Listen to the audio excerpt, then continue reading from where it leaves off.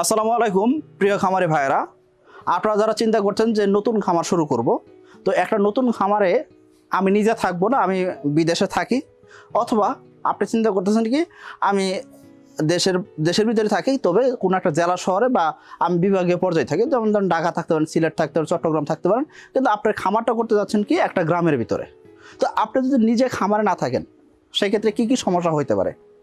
একটা খামারে যখন আপনি নিজে না থাকবেন, যখন কর্মচারীর উপরে ভরসাশীল হবেন, তখন দেখবেন নানাবিধ সমস্যায় পড়বেন। আপনার খামারে দেখবেন যে নানান ধরনের সমস্যা হবে। যেমন ধরেন আপনার পরিষ্কারের যে বিষয়টা আমরা বলি, যে রেগুলার পরিষ্কার করাটার যে বিষয়টা বলি, যে একটা খামার রোগমুক্ত করতে চাইলে, খামার রোগহীন একটা খামার করতে চাইলে সেক্ষেত্রে অবশ্যই আপনাকে কী করতে হবে? পরিষ্কারটা রাখতে হবে। মানে খামার পরিষ্কারের কোনো বিকল্প নেই। এখন দেখেন, আমরা রিসেন্টলি আমাদের খামারে দুজন লোক কাজ করে, দুজন লোকের ভিতরে একজন লোক যদি না থাকে সেক্ষেত্রে আরেকজন লোকের উপরে কি হয়, অনেক বেশি প্রেশার চলে যায়। এখন এমন যে ঝামেলা তাও না, কিন্তু তবে কি হয় যে একটা লোক যখন দেখা যায়, একটা লোক মোটামুটি 15টা থেকে 20টা গরু ইজিলি কিন্তু পালন করতে পারে, কিন্তু আমাদের শেডটা একটু বড়, এই জায়গায় আমরা মোটামুটি 30টা থেকে 35টা গরু পালতে পারবো। তো এই খামার পরিচালনা করতে গেলে অবশ্যই এই জায়গায় দেখা যাচ্ছে কি আপনাকে সঠিক ম্যানেজমেন্টটা দেওয়া লাগবে। এখন একটা লোকে গরুকে খাওয়ান দেওয়া থেকে শুরু করে নেওয়া, এবং কি তার সাথে আরেকটা লোক যখন হেল্পিং হ্যান্ড হিসেবে বা সাথে যখন থাকে, তখন দেখা যায় কাজগুলো খুব দ্রুত সময় হয়ে যায়। অর্থাৎ আমাদের মাত্র খামারে 20টা বা 19টা গরু আছে, এই 19টা গরুর জন্য একজন লোকই এনাফ। তবে কি হয়, পরিষ্কার করা, তারপর দেখা যায় গরুকে ঠিক টাইমে খাবার দেওয়া, এবং কি এদেরকে সঠিক টাইমে পানি দেওয়া। আবার এখন দেখেন যে ঘামতেছি, প্রচুর পরিমাণে আমি ঘামতেছি, কারণ কি গরমে অবশ্যই একটা বিষয় দাঁড়ায় হয়েছে। তো এখন গরমের সময় তাদেরকে মাঝে মাঝে শরীরে একটু পানি দেওয়া, মাথায় একটু পানি দেওয়া, এই বিষয়গুলো কিন্তু করতে হয়। তো আমরা যারা চিন্তা করি যে আমি দূরে থাকবো, আমি খামারটা এখানে, আমি চিন্তা করলাম আমি খামারটা করলাম একটা গ্রামে করে আমি কি করতেছি, আমি এলাকায় আসবো না বা এলাকায় থাকবো না, সেক্ষেত্রে আমি খামার পরিচালনা করতে পারবো কিনা। সেক্ষেত্রে ভাইজান আমি আপনাকে বলবো, যদি একেবারেই আপনার যদি না আসেন খামারে, সেক্ষেত্রে আপনি খামার করেন না। খামার করতে গেলে আপনি লোকসানে করবেন। একদম সাফ কথা, একদম সাফ কথা, যে আপনার খামার যদি করতে যান সেক্ষেত্রে অবশ্যই আপনাকে নিজেকে সময় দিতে হবে। নিজে যদি খামারে না উপস্থিত থাকতে পারেন সেক্ষেত্রে কোনোভাবেই খামার পরিচালনা করা সম্ভব না। কারণ হলো কি, একটা গরু পালন করতেছেন আপনার খামারে, একটা গরুতে কখনো খামার হয় না। খামার করতে গেলে একাধিক গরু লাগে। সেক্ষেত্রে আপনি যখন চিন্তা করেন যে খামারে একাধিক গরু রাখবেন, তাদের নজরদারিতে রাখতে হয়।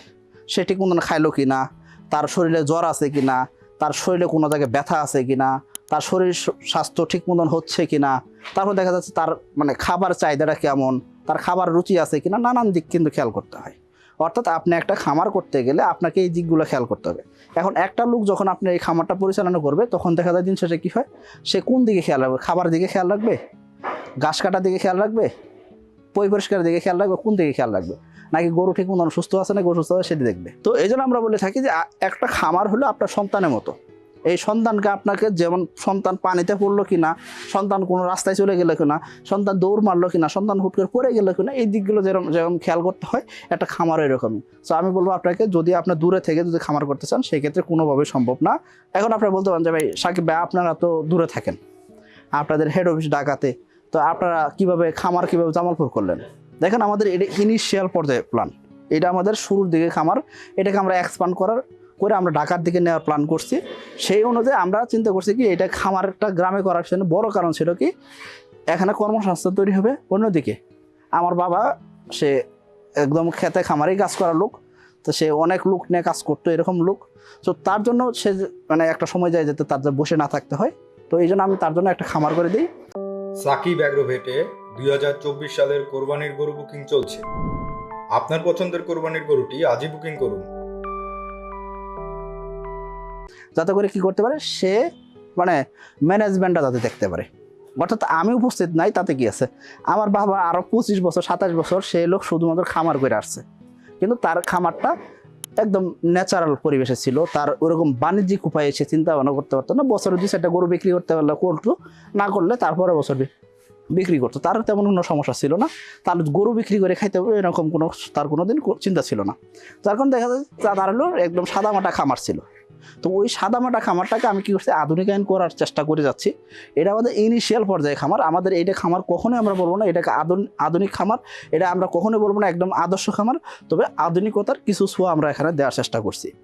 তো এখন কথা হলো যে আপনি যখন একটা খামার করবেন ভাইজান, আমি আপনাকে রিকোয়েস্ট করবো, যারা অনেক উদ্যোক্তারা বলেন যে গরুর খামার করবো, মাছের খামার করবো, যেই খামারই করেন না কেন, দিন শেষে আপনার এই জায়গায় উপস্থিত থাকাটা খুবই জরুরি।